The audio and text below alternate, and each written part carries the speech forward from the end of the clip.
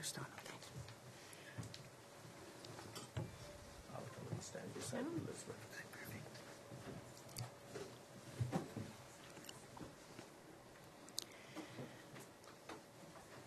Okay, are we good to start? All right, good morning, everyone. Thank you so much for being here. My name is Jenny Kwan. I'm the NDP critic for immigration, refugee, and citizenship.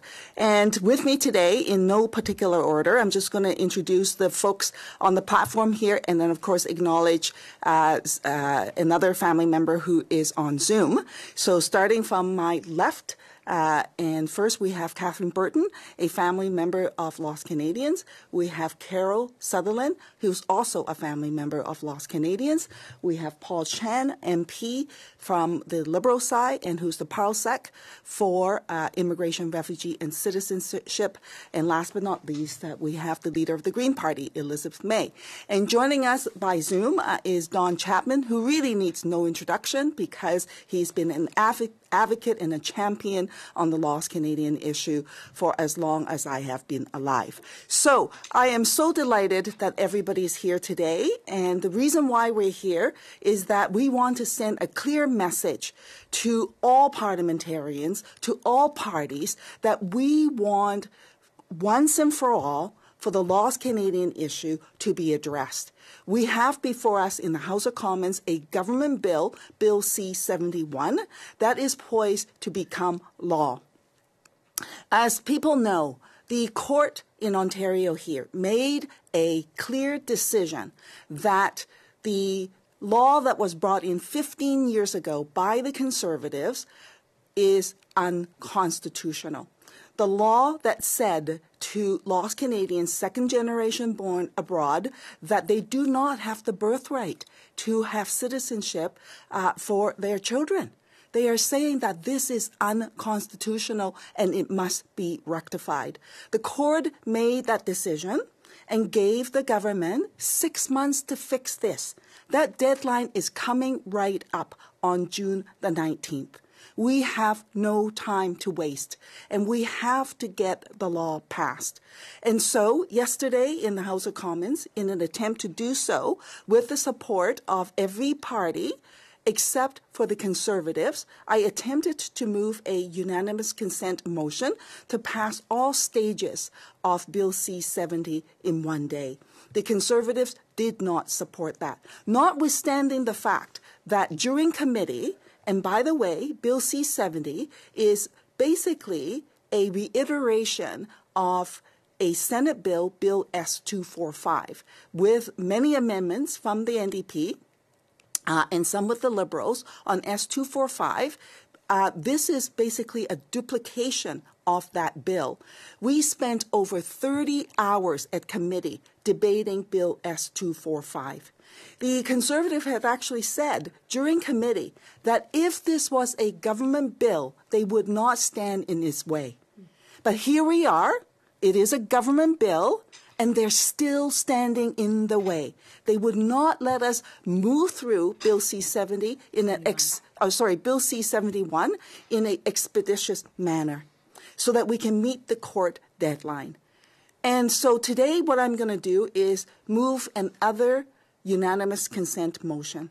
And this time, I'm going to call for the House support to move Bill C-71 from second reading to committee, so that if people want to make amendments to the bill, they would be able to do so at committee still.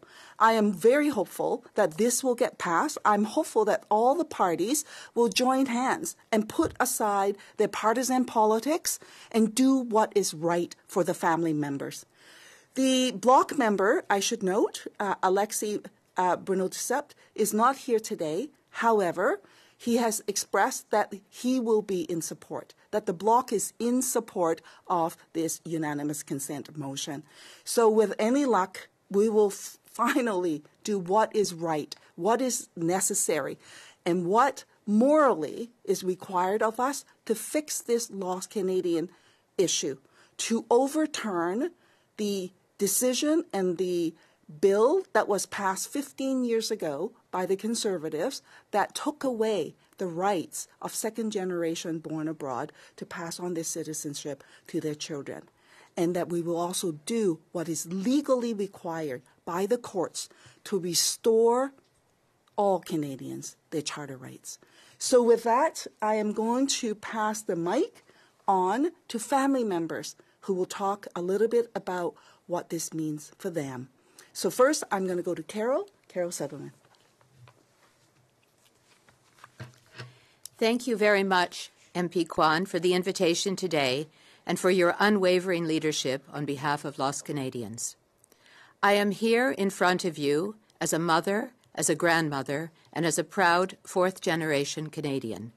Je suis ici en tant que mère, grand-mère et fière Canadienne de quatrième génération.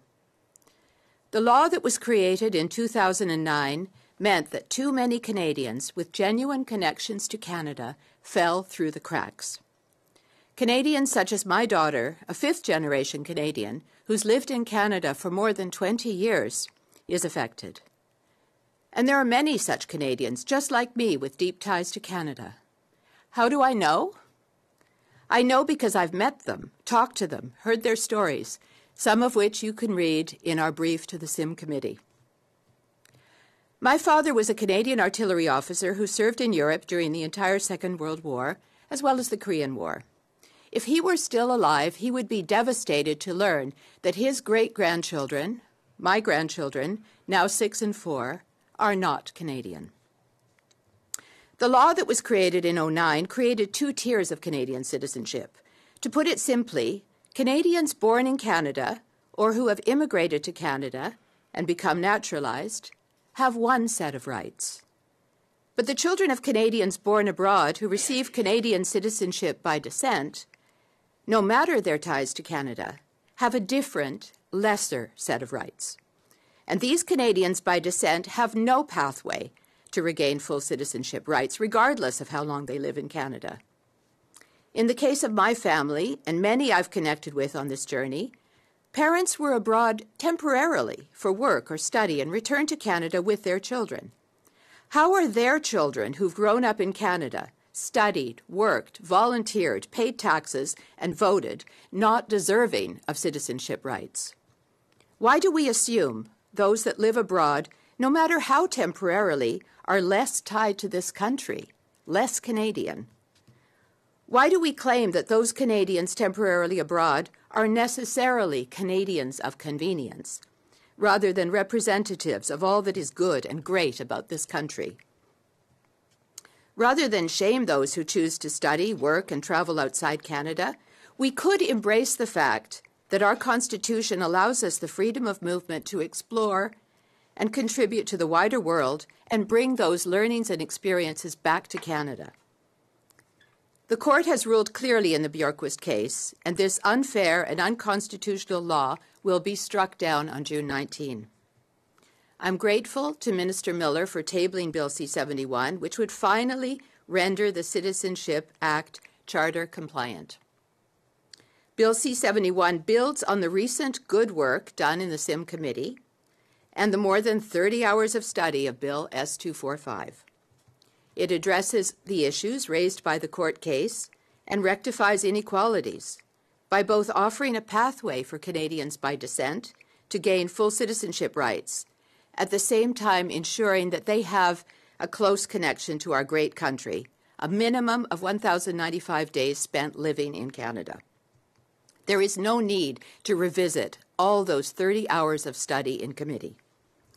This issue reaches across party lines. Many members of most, if not all, political parties have also taken opportunities to work and study abroad. I implore parliamentarians to cooperate and pass this legislation for the good of Canadian families. All Canadian families deserve the right to be able to plan their lives. Toutes les familles canadiennes méritent le droit de planifier leur vie. Merci. Thank you. And with that, I will pass it to Catherine Burton. Good morning, Gwe, bonjour, hello, and all of my many languages. I stand in front of you again, this time without my boys, who so many of you saw on the TV. They are at lacrosse right now, learning the national sport of Canada, albeit many believe it's hockey, and in fact it is lacrosse. But it's just one more way to show the connectivity between my children and Canada. My boys cannot receive citizenship, and that I called them this morning. I said, Mommy needs a pep talk, and it's rare that I ask for a pep talk. My one son said, I'm not really great at pep talks, but I do know that when you are in a principled fight, you fight for us, and you fight for our ancestors. And he was so apt in what he said. So here I stand respectfully asking for consideration and support of a bill that we can all agree on. And that's what this country stands on, which is cooperation, working alongside one another, not against, ensuring that my two boys are not caught in a government fight, but rather a common sense solution that we all collectively can agree on.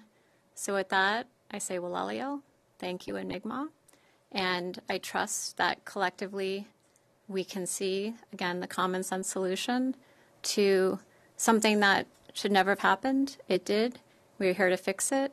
We're here to fix it together, collectively, and standing behind me, and Dawn on the screen there, who has been fighting this for so long. I look forward to this moving forward, again, to my boys proudly playing lacrosse in Canada and doing all the things, again, they want to do here, which is study, learn, you name it, pay taxes, invest, get their education. That is our goal here. Nothing more, nothing less, but so poignant, so meaningful. And again, I just also want to thank Minister Miller, all of the amazing parliamentarians behind us. Sorry, my U.S. folks are all wondering, like, well, whose side are you on right now? But also just, again, my hope is that the Conservatives will join us, move this forward, and allow those who want to be a part of this country to be a part of this country rightfully, respectfully, and together, as we should be and always have been as a country. Thank you so much. Thank you very much, Catherine. Next, we'll go to Don Chapman, who is on the screen. Don, over to you.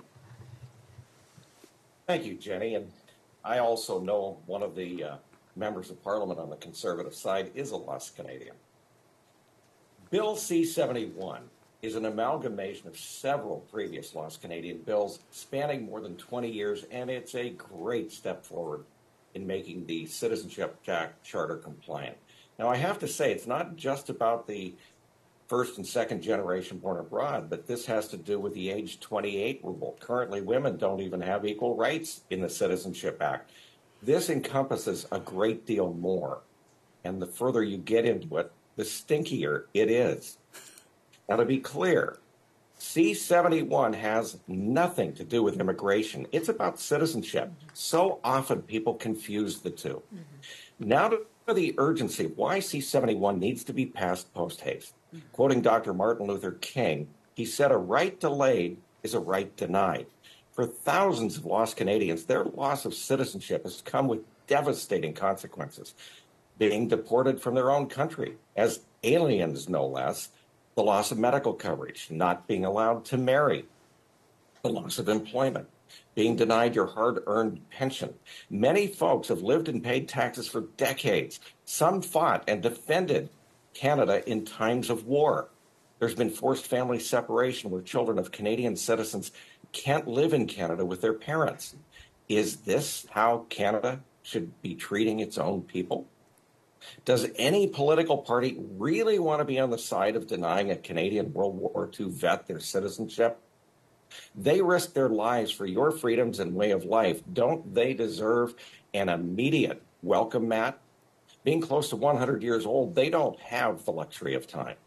And what about children and babies of Canadian citizen mothers and fathers? I can't help but wonder if the loss of citizenship happened to an MP or senator or a member of their family, how fast would they want this legislation passed? How fast would they want it to become effective? In a way, think of lost Canadians as hostages to unfair legislation or being jailed for something they didn't do. If this were you, how fast would you want the injustice to end? Delaying is denying. Let's all stand on guard for these, starting with the parliamentarians. Nelson Mandela, an honorary Canadian citizen, said a nation should not be judged by how it treats its highest citizens, but its lowest ones. All parliamentarians should not only understand this, but act accordingly. What a shame if they don't. After all, they were elected to represent the best interests of all Canadian citizens. Lastly, our athletes are about to arrive for the Olympic Games. Canadians wearing, our Canadian attire and waving flags will en masse be cheering them on. But what makes them, or any of us, Canadian? What gives all of us our identity and pride? It's our citizenship. Not one more lost Canadian should die disenfranchised by their own country, but they will if C-71 gets delayed. Think of the old Holly song, "He ain't heavy, he's my brother." And let me lastly go out with Diane Oblonsky, who was the conservative citizenship critic, and she actually said this in committee, so I'm quoting her. Stripping somebody of their citizenship is akin to capital punishment. This is a big deal, and it's not something we should delay on. Thank you, Jimmy. Thank you very much, Don. We will open questions to the media if there are questions. Merci. This concludes the press conference. Sorry. Are there no questions from the media? Well, in that case, do you mind if I actually then let the floor go to Paul and then to Elizabeth May to say a few words? Okay. Thank you. Thank you, MP Kwan, and thank you to Don, Carol, and Catherine for being here today. I'd like to begin by acknowledging that we are gathered today on the traditional and unceded territory of the Algonquin Anishinaabe people. I'd like to thank the family for the advocacy for being here today to talk about Bill C-71. And I would like to thank my fellow colleagues, MP Elizabeth May and MP Jenny Kwan, for their leadership and their advocacy on this important file. The value of Canadian citizenship is not only a symbolic, but it's tangible. It has measurable effects on persons' life choice and status. We want our citizenship system to be fair, accessible, with clear and transparent rules. That is why it's so important that we amend the Citizenship Act to restore and give citizenship to more lost Canadians. In 2009, the former Conservative government imposed a first-generation limit to citizenship by descent, which means that a Canadian citizen parent can pass on citizenship to a child born outside of Canada if they were either born in Canada or naturalized before the birth of the child. As a result of first-generation limit, Canadian citizens who were born outside of Canada cannot pass on citizenship to their child born outside of Canada and cannot apply for a direct grant of citizenship for an adopted child born outside of Canada. That's a mouthful. That is why we have introduced Bill C-71. The proposed legislation will extend citizenship by descent and beyond the first generation in a way that is inclusive and upholds the values of our citizenship. Bill C-71 will restore citizenship to those we call lost Canadians. That could be someone who has never been able to become a citizen or lost citizenship because of previous and outdated legislative provisions. Although the government had previously implemented changes to address the status of most lost Canadians, a small cohort of lost Canadians still remains. These changes aim to restore the issues for the majority, if not all, of the lost Canadian and their descendants who are trying to regain their citizenship. Additionally, the change addresses the status of Canadian descent affected by the first generation limit.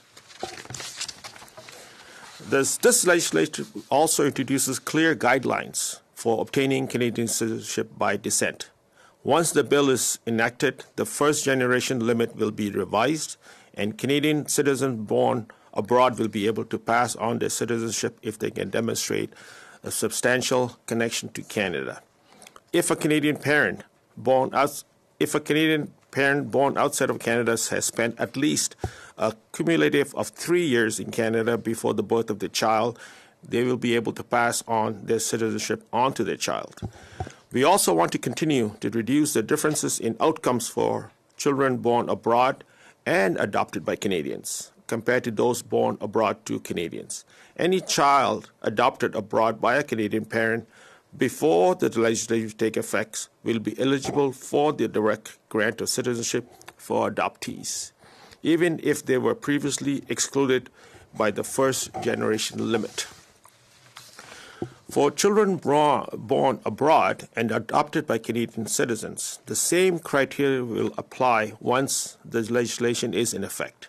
If the adopted parent who was born outside of Canada can prove a substantial connection to Canada before the adoption takes place, the adopted child will be eligible to apply for direct grant of citizenship.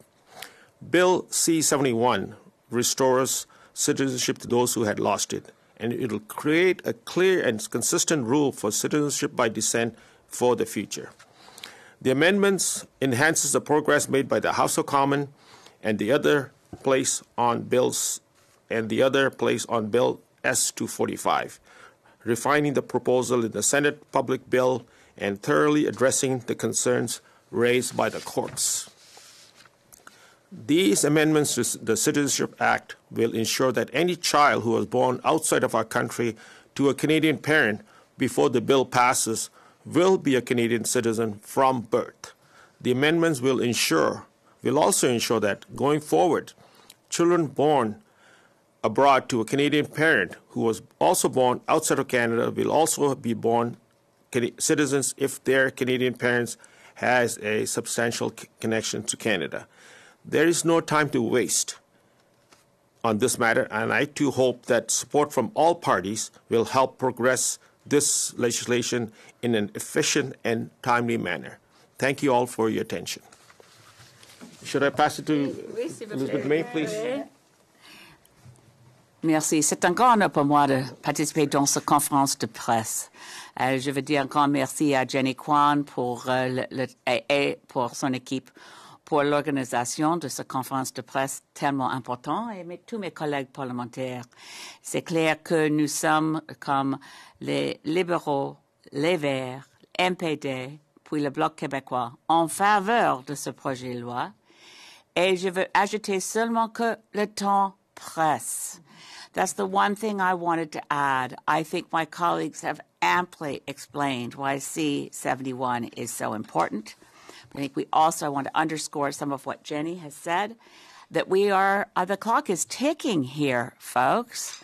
One reason we're having trouble getting C-71 and we're worried about getting it passed in a timely way to meet the court's requirements is that, as every journalist and many Canadians have noticed, we're ticking down the days to when Parliament recesses for summer. And I cannot imagine why any parliamentarian in any party would want to do anything other than see justice done now and in a timely fashion. As Don says, rights delayed are rights denied, as I was quoting from Martin Luther King. Maintenant, c'est le temps d'agir. Nous avons le pouvoir, nous avons l'opportunité. Il n'y a pas une raison pour laquelle de dire non quand Jenny Kwan va ce début pour demander la consensus unanime.